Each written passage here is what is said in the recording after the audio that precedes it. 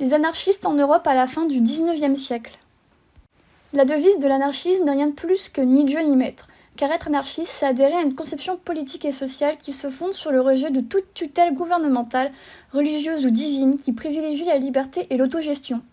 L'anarchisme est un mouvement d'idées et d'actions qui, en rejetant toute contrainte extérieure à l'homme, se propose de reconstruire la vie en commun sur la base de la volonté individuelle.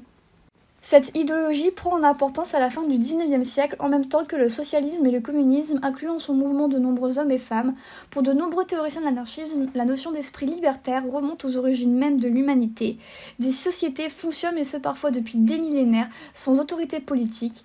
Plusieurs idées et tendances libertaires émergent dans les utopies européennes du siècle des Lumières, car dès le XVIIIe siècle, la société connaît de nombreux changements, mutations sur différents plans tels l'économie, la politique et la philosophie, là où Jean-Jacques Rousseau et Thomas Hobbes réfléchissent sur l'état hypothétique de l'homme en l'absence totale de l'État et de loi. C'est alors que l'Europe s'impose comme un cadre géographique de référence pour appréhender l'histoire de l'anarchisme. En France, en Allemagne ou même en Angleterre, les idées anarchistes se diffusent par la défense de la liberté individuelle et ce parfois par le biais d'attaques contre l'État et la religion. Nous pouvons alors nous poser la question suivante: en quoi les anarchistes représentent les mutations politiques et sociales que l'Europe connaît à la fin du XIXe siècle ?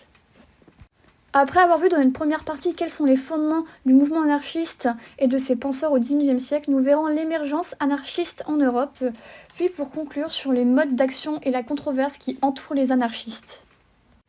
Le début de l'anarchisme se note dans un contexte précis. L'Europe occidentale du XIXe siècle est traversée par l'une des premières crises économiques nommée la Grande Dépression en 1873, puis par un regain d'activité favorisé par une seconde révolution industrielle dans les années 1880 basée sur la rationalisation du travail. En outre, c'est l'émergence du prolétariat industriel et la mutation de l'artisanat. De grandes différences se font ressentir parmi les classes dirigeantes et ouvrières.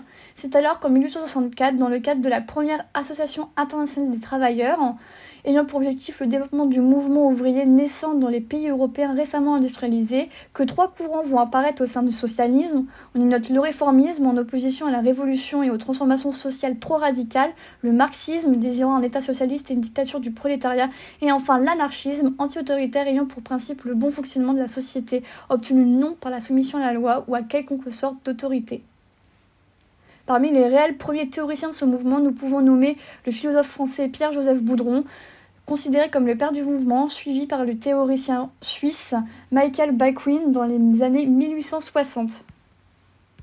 On peut donc dater de la seconde moitié du XIXe siècle l'apparition de l'anarchisme comme un mouvement organisé en Europe autour d'une idéologie distincte au sein des courants socialistes et contemporains. Pour ce faire, les anarchistes se sont, entre les années 1870 et 1900, investis, ont créé et animé de grandes centrales syndicales, et ce parfois même aux côtés des communistes, à l'exemple de l'USI en Italie ou encore de la CGT en France.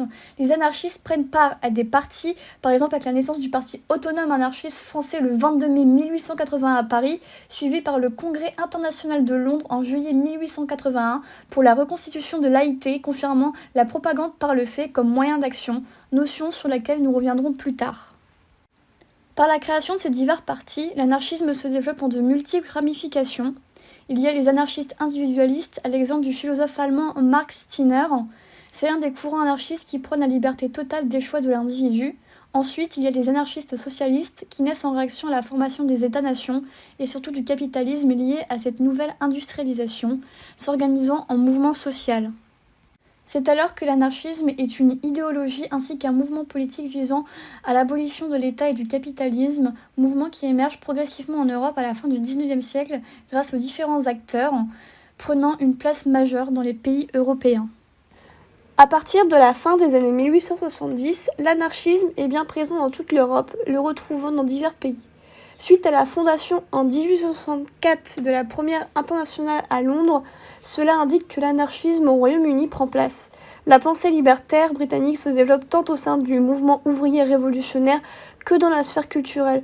Tantôt ce mouvement se développe aussi en Allemagne, irradiant aussi bien le mouvement ouvrier que le monde intellectuel et culturel. Cependant, le mouvement reste minoritaire face à la prépondérance du marxisme. Du côté italien, la section italienne de l'Association internationale des travailleurs est formée en 1869, influencée par des militants à l'image d'Enrico Malatesta ou encore Emilio Covelli.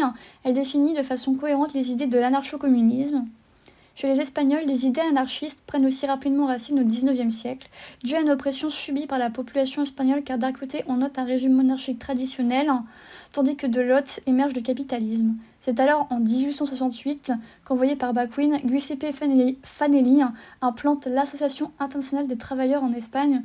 Le mouvement syndical est largement orienté vers les idées anarchistes. En parallèle, prend place les circulations du mouvement anarchiste qui se déroule par des vagues d'exil et de migration professionnelle suscitées par la répression policière.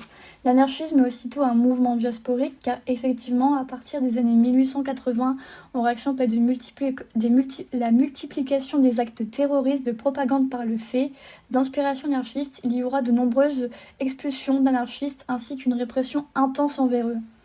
La France compte de nombreuses colonies d'anarchistes italiens, allemands ou encore espagnols, et de même à Londres, où l'un des plus influents anarchistes allemands migrera, l'ancien député du Reichstag, Johann Most.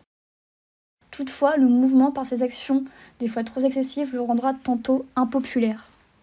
C'est alors la crise anarchiste en Europe, traduite par le total rejet des contraintes qui entravent l'individu dans ses désirs ou ses besoins, aboutissant à une remise en cause des institutions qui ont été créées, qui, selon les anarchistes, sont faites pour perpétuer ces contraintes. L'État, le capital ou encore l'Église font partie de ces institutions que les anarchistes essayent de combattre ou voire même d'abattre. Ce combat contre l'autorité prend fréquemment la forme d'une action directe, ne respectant pas les traditions de la lutte politique.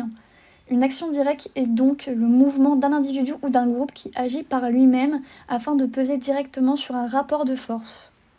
Les anarchistes proposent l'abolition du dispositif politique centralisé des sociétés qui empêche ce changement radical à l'anarchisme, et ce par différents moyens comme la désobéissance civile, la grève, etc. Les pratiques des anarchistes peuvent être multiformes, de l'organisation des travailleurs par le biais de syndicats à l'organisation politique de communes autogérées en passant par l'action directe, dont le terrorisme ne constitue qu'une modalité exceptionnelle et très souvent condamnée. Le bouillonnement révolutionnaire qui marque l'Europe à la fin du XIXe siècle est l'occasion pour les anarchistes de montrer le bien fondé de leurs idées. C'est alors que dans les années 1870 se note le mouvement des communes en France, période de grande insurrection prolétarienne mélangeant marxisme et anarchisme. Mais pour les anarchistes, c'est bien la première révolution authentiquement socialiste et prolétarienne qu'ils connaîtront. Toutefois, la guerre d'Espagne constitue en ce jour le moment où les anarchistes ont pu réaliser leur idéal à la plus grande échelle, car c'est en Italie que les anarchistes de la première heure sont tentés par la Révolution. En 1877, Enrico Malatesta, Carlo Cafiero et Andrea Costa lancent une tentative de révolution en Italie. En France, c'est à partir de 1881 que l'action directe est mise en avant et favorisée au sein du mouvement anarchiste. La presse anarchiste insiste régulièrement à passer à l'action directe contre le système et ses représentants. Toutefois, certains anarchistes se laisseront tenter par la propagande par le fait, qui a eu raison de l'impopularité du mouvement et qu'il ne faut pas confondre avec l'action directe, car c'est ici une stratégie d'action politique développée par une partie et non une majorité des militants anarchistes à la fin du XIXe siècle.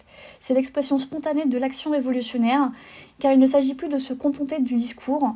Les actions de propagande par le fait utilisent des moyens très divers dans l'espoir de provoquer une prise de conscience populaire. Elles englobent les attentats, les expéditions punitives, le sabotage, etc. Bien qu'ayant été largement employé au niveau mondial, le recours à ce type d'action reste un phénomène marginal dénoncé par de nombreux anarchistes.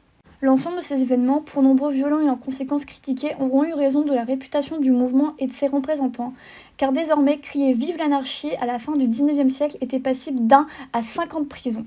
C'est l'échec social du mouvement, même s'il n'annonce pas réellement sa fin. Les idées trop extrémistes déplaisent aux socialistes et libéraux de l'époque, jugeant les principes non conformes à l'entente commune des individus dans une société. Pour conclure, l'anarchisme s'ancre dans une mutation culturelle et politique que connaissent les sociétés européennes de la fin du XIXe siècle.